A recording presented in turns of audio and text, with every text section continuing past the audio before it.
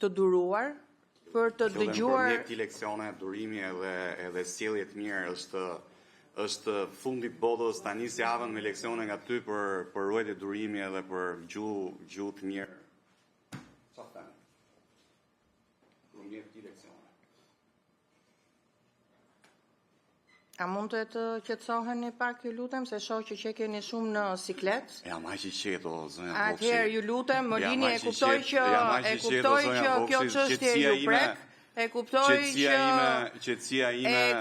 që duke ngritur zërin ju mundoheni që të fshihni heshtjen e dënueshme të kryeministrit dhe mos reagimin ashtu siç duhet të qeverisë shqiptare.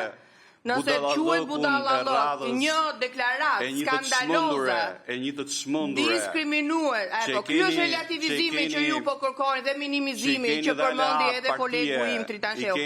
Ajo është ministre, për aq kohë sa është ministre, nuk mund të trajtohet thjesht si një individ i çmendur. Dhe kjo është ajo që ju po mundoheni të bëni.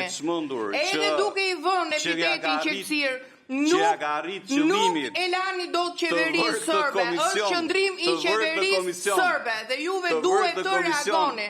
Ky komision duhet të reagoj, dhe a ka mundësi ma dhat fjalën kur të mbaroj unë, mbani juve, nuk ka nevojë të bëni zhurmuesi. Jo, do merrem ma ula të gishtin, do merrem me juve, mos e ngrini zërin dhe drejtoni ashtu siç keni drejtuar deri tani. Ju lutem, drejtoni siç keni drejtuar, nuk e ndryshoni dot dhe nuk e rikuperoni dot. Ju lutem.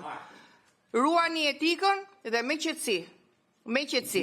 Më lini mua, jo, morët me mua dhe biles edhe më fyet.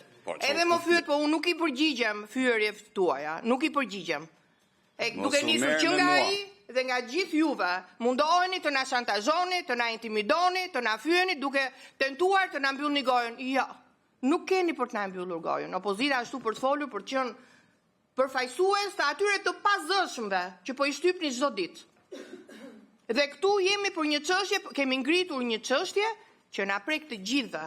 E theksova që në fillim, nuk ka kahe politike mbrojtja e Kosovës, mbrojtja e kombit.